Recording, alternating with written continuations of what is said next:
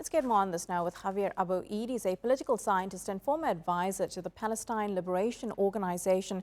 He joins us from Ramallah in the occupied West Bank. Javier, always good to speak to you. Now, we heard Ashraf explain the importance of the Rafah crossing and why Palestinians need it. It's, of course, been closed for almost a year now. Why doesn't Israel want to open this crossing in particular? Thank you, actually. Always a pleasure to be with you. I would say that Israel does not have an interest, first of all, to put an end to the overall situation. They don't want to move ahead with the ceasefire plan, even though it's very much tailored under US and Israeli terms. However, so far, Benjamin Netanyahu, perhaps for domestic reasons, he shows once again that he doesn't really have a political plan to move ahead. That's from one side. From the other side, let's remember, our viewers should remember as well, that Gaza is an integral part of the occupied Palestinian territory under international law, even though for some people this term may not mean much today. Gaza is part of the West Bank as well. They are one single territorial unit, even under the Security Council or the International Court of Justice, or even the International Committee of the Red Cross.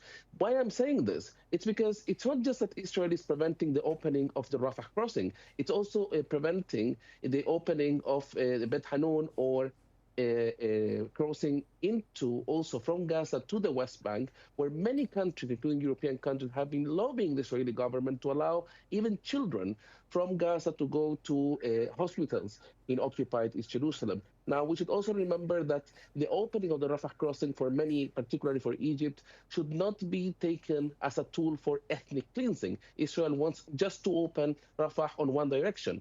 Egypt says it has to go on both directions. And also, it should not be taken as a tool for annexation. Israel has nothing to do in the border between Gaza and Egypt. And for that perspective, I think Turkish, Qatari, and Egyptian negotiators have been trying to find alternative formulas that, from one side, grant security, but from the other side, of course, will grant the sovereignty of Palestine. Mm-hmm.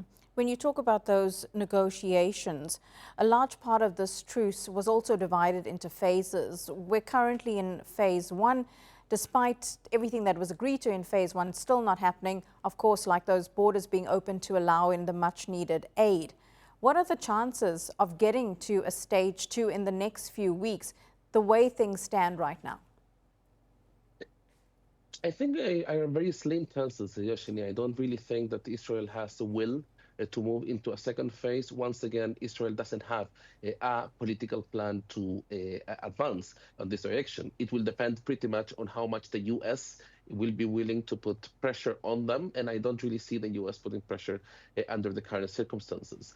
On the contrary, I think pretty much Benjamin Netanyahu got everything he wanted from his previous visit to the United States. And that's, I think, a very important point to understand, that President Trump is not really putting the pressure needed. And on the other side, Yashini, it's very important to understand what Israel is doing in the rest of Palestine. I mean, there are huge steps being taken currently here in the occupied West Bank with regards to expansion of Israeli settlements, attacks against Palestinians. Today, the most important Palestinian university, Birzeit University, was raided by Israeli forces. 11 students were injured. Two Palestinian journalists were actually detained by Israeli forces. In other words, what Israel is doing on the ground shows that their plan is not about advancing for the sake of a peace process, but on the contrary, is to advance for the sake of ethnic cleansing and annexation of occupied territory.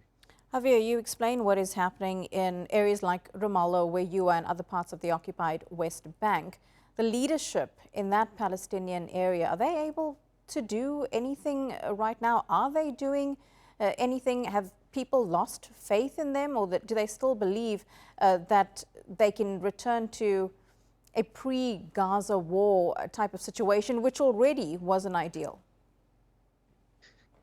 You're tackling a very important point, Ishini, because for some people, if we were back to October the 6th, 2023, things would be fine. And I think strategically speaking, Palestinian decision makers should avoid going back to October the 6th. What Palestine needs is to go from this reality of genocide we're going through now in Gaza to a very strong political message that will be delivered through ending the Israeli occupation. In other words, a meaningful political process. Israel is not a party, will not be a partner for this process, and the U.S. is not willing to put the pressure needed. And when it comes to the Palestinian Authority here in the occupied West Bank, yeah, it's a very helpless situation. We have daily attacks and raids by Israeli soldiers and Israeli settlers protected by Israeli soldiers. The Palestinian Authority can do nothing to prevent it. And I think if you analyze the messages the Palestinian Authority has been sending to international parties, particularly to Western parties like the US and the European Union, they have been willing to cooperate and go ahead with everything they have been requested to, including, for example, ending payments to Palestinian prisoners and families of Palestinian martyrs, which is a very controversial thing in Palestinian society, and yet they haven't gotten anything in return. On the contrary, the U.S. has punished the Palestinian Authority. Now even Palestinian passports cannot even enter the U.S. So I think it's the situation for the Palestinian leadership. It's very complicated as we speak. Certainly is. Xavier Abu Eid, thank you, as always, for bringing us that analysis from Ramallah in the occupied West Bank.